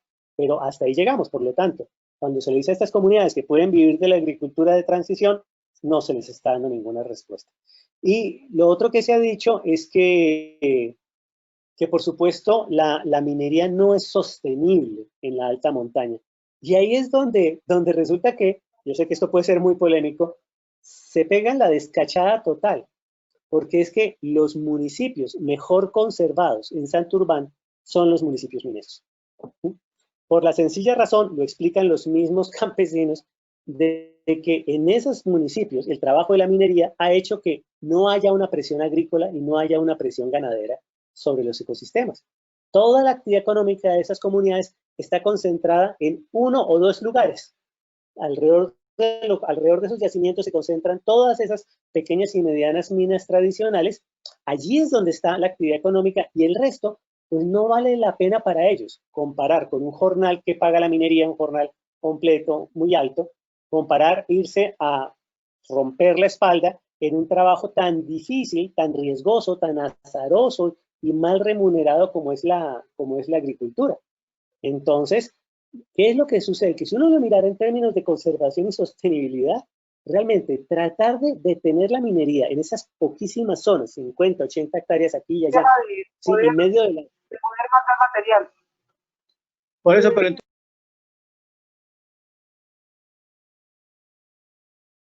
Abre tu micrófono, Germán. Abre tu micrófono. Germán, abre tu micrófono. Si uno Ya. pensara que en las zonas donde ha habido minería tradicional desde épocas prehispánicas se puede hoy restaurar un ecosistema de páramo, costaría tanto restaurar esas pocas zonas mineras a ecosistema de páramo o de bosque altoandino que con esa plata se podría restaurar todo el macizo de Santurbán, ¿sí? Y con eso se le podrían dar alternativas económicas a cada uno dentro o fuera de la región. Es decir, ya son zonas supremamente degradadas donde no tienen mucho sentido hablar de restauración de páramo y donde realmente si se fueran a tomar decisiones de conservación, con lo mismo que produce la minería, en unas pocas zonas se podría pagar la conservación y la restauración del resto, si es por hacer un ejercicio de sostenibilidad neta, ¿sí? al ras con el concepto. Entonces, no es tan sencillo. También evaluamos las alternativas de ecoturismo y cuál era el potencial ecoturístico de la zona y pensar que todas las personas que van a abandonar la agricultura, la ganadería y la minería en Santurbán van a vivir del ecoturismo, pues encontramos que eso podría ser verdad para no más de un 5% de las personas que quedarían desempleadas. Entonces, no se está respondiendo hoy en día y no tenemos ninguno la respuesta de cómo sería una transición económica sin esas actividades tradicionales. Gracias, Ahora, Germán. si se trata de armonizar esas actividades con la conservación, es otra cosa. Muchas gracias, Germán. La siguiente pregunta para Amanda Parra. Amanda, cuéntanos cómo sería este tribunal ambiental, porque realmente el país requiere unos espacios exclusivos para dirimir los conflictos socioambientales que tiene todos los territorios. Y no solamente hablamos de Santurbán, tenemos litigios grandes que pueden hasta tener como consecuencias la muerte de sus líderes en ciertas zonas. A mí me parece fabuloso esos tribunales. ¿Cómo están planteando estos tribunales? La ley 047 que toma, el proyecto de ley 047 que toma como base el trabajo que nosotros hicimos desde hace tiempo, habla precisamente de todo lo que es la estructura jerárquica. Entonces serían magistrados apoyados en secretarías técnicas, que es lo que nosotros siempre hemos planteado. El conocimiento técnico tiene que estar presente en todo este proceso. Entonces serían los magistrados apoyados en una secretaría técnica y los magistrados conociendo de todo lo que tenga que ver con el sector ambiental, tanto procesos permisivos como procesos sancionatorios. Respecto de la problemática social que se vive en este momento, que todos la conocemos, lamentablemente, donde hay muchos de nuestros compatriotas que han fallecido en aras de la defensa de nuestro medio ambiente y de los sectores sociales, eso seguiría en manos de la Fiscalía. Pero la idea es que los tribunales ambientales conozcan de la gradualidad del procedimiento, del proceso, que sean falladores en derecho realmente, apoyados, repito, en todo lo que tiene que ver con el sector y con el factor técnico. Que la interpretación de la norma sea única, sea una, que haya unos parámetros y unos paradigmas de medición de la aplicación de la sanción, que no sea solamente la discrecionalidad del funcionario la que empiece a regir, que haya una jurisdicción especial. En este momento y en alguna ocasión aquí en Colombia se creó la jurisdicción agraria. Esa jurisdicción nunca funcionó. En ese momento la jurisdicción agraria desapareció porque queda a criterio o quedó en cabeza de los jueces del circuito y en cabeza de los jueces civiles conocer de todos estos procesos. Si nosotros no sacamos el tema ambiental dentro de unos órganos judiciales, jurisdiccionales, por competencias preestablecidas dentro de una norma existente, única y coordinada, es muy difícil que la competencia y la funcionalidad se desarrolle como debiera y que se apliquen las normas como son. Tenemos que empezar por mirar cuál es la responsabilidad que tiene el Estado en esto, cuál es la responsabilidad que tenemos nosotros también en esto, cuál es la responsabilidad de la institucionalidad frente a esto. Yo pienso que la ley va por buen camino, ya es un gran paso. Habría también que pensar en crear las fiscalías ambientales y por último yo creo que la necesidad va a imperar y terminarán no solamente creando los tribunales, sino creando no solamente magistrados que tienen que ser expertos, porque uno de los reclamos que nosotros hacemos o una de las propuestas es que sean personas muy expertas y muy conocedoras del tema ambiental, quienes vayan a ejercer esos cargos y a desempeñarse como tales, como magistrados en una sala que conozcan del tema. Obviamente, donde las pruebas en derecho ambiental y el procedimiento, los términos que son un dolor de cabeza en el tema ambiental, un proceso permisivo, un proceso sancionatorio que se demore 8 o 10 años en tener un fallo realmente no es aceptable y no es prudente, porque el sujeto de derechos, que es la naturaleza, debe ser preservada de manera inmediata. Bien, muchísimas gracias. Yo creo que todos estamos como en la virtualidad, haciendo aplauso virtual por todas estas presentaciones que se han dado el día de hoy. Y vamos a cerrar nuestra celebración del Día Internacional del Agua con el último mensaje que ustedes le van a dar a este público maravilloso que ha estado muy atento a estas 2 horas de trabajo en cuanto a la información que estos maravillosos libros les están aportando. Te voy a dar la palabra a ti, Luis Eduardo Mora. Bueno, Juan, empecemos. No, la palabra la tiene Luis Eduardo, luego la tiene Germán y cierra Mandita. Ok, muy bien, de acuerdo. Abre tu micrófono, Luis Eduardo.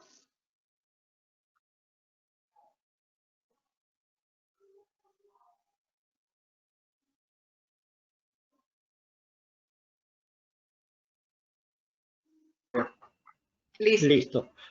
Bueno, muy buenas tardes. Gracias por esta oportunidad, ¿verdad?, de compartir con ustedes muchas cosas que hemos tenido, estos trabajos.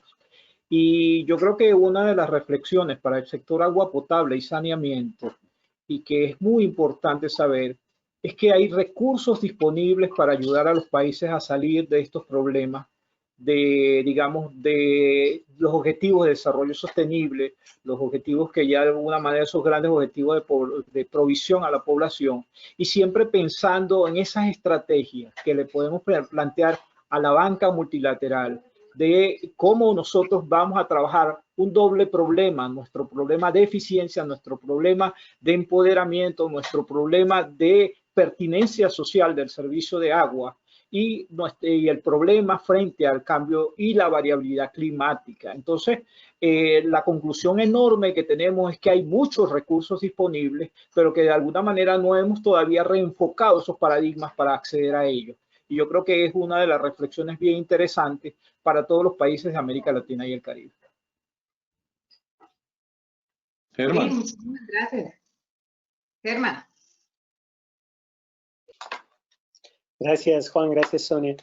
Sí, yo quisiera hacer un llamado al diálogo y a la lectura, ¿sí? Cuando los argumentos que otra persona presenta o las visiones que otra persona presenta despiertan una respuesta violenta sin que nosotros realmente hayamos estudiado ni conocido ni la persona ni el tema, con toda seguridad que nuestro odio y nuestra rabia no tienen que ver con esa persona y no tienen que ver con el argumento y el tema. Es decir, eso es algo muy establecido en el psicoanálisis, cuando tú odias lo que no conoces o amas lo que no conoces, y amas y odias de una forma visceral y desde la ignorancia, lo que estás proyectando es el amor de algo que no has podido reconocer en ti y que es adorable, o el odio, el miedo a algo que hay en ti y que temes y que no has podido resolver en ti mismo. Y eso es lo que se llama un mecanismo de proyección. Entonces, yo creo que hay que conocer a las personas, hay que acercarse a las personas. Yo estoy totalmente cercano, abierto, disponible para el diálogo, para la discusión, para aprender, para cambiar, para transformarme. Estoy absolutamente disponible para el diálogo.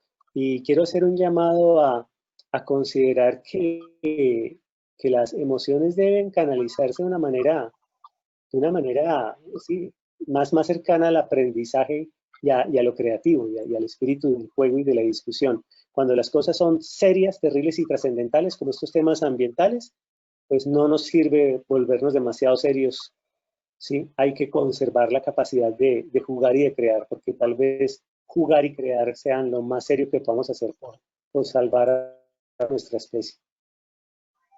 Muchas gracias, Germán. Muy profundo. Y mi querida Amanda Parra, ese mensaje para todas las personas que nos están acompañando y todos los que lo van en YouTube, ¿no? Yo creo que a través del diálogo y la educación es que podremos establecer nuevos esquemas de responsabilidad, que realmente podremos hacer una integración de lo social y de lo ambiental bajo la óptica del desarrollo sostenible, pero ya no más como teoría.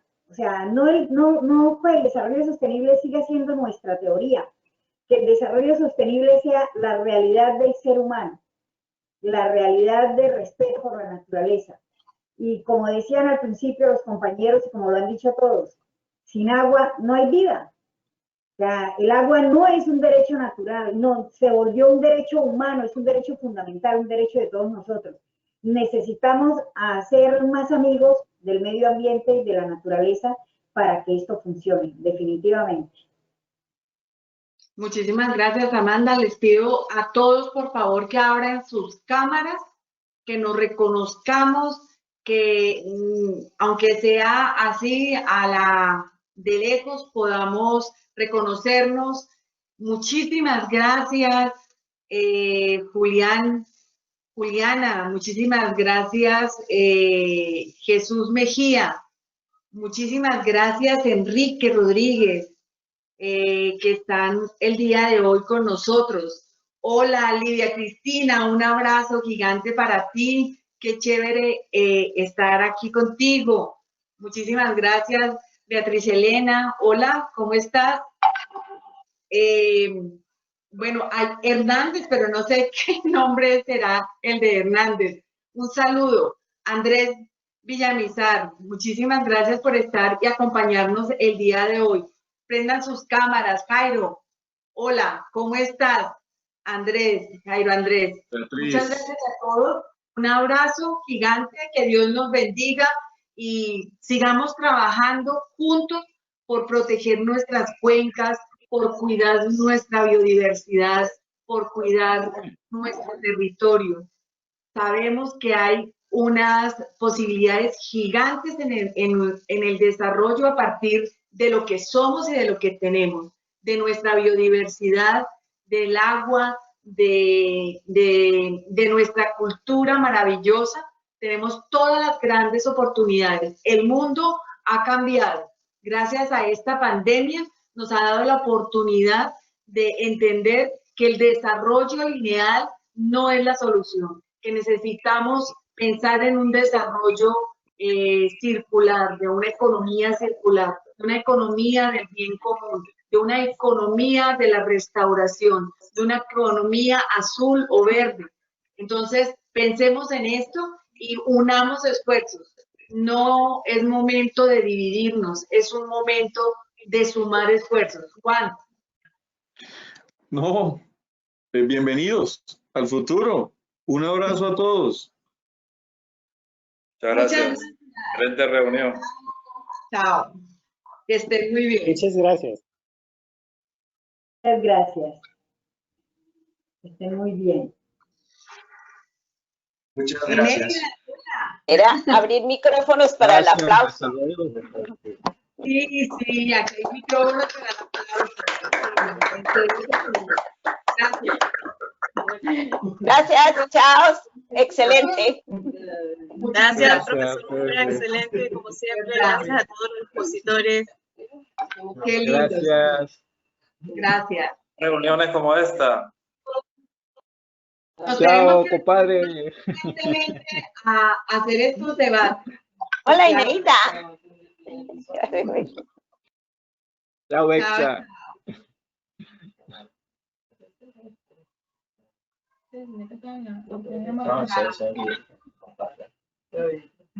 Gracias. Muy bueno, Sonia. Gracias por todo. No, chao. Gracias a ustedes. Gracias. Gracias.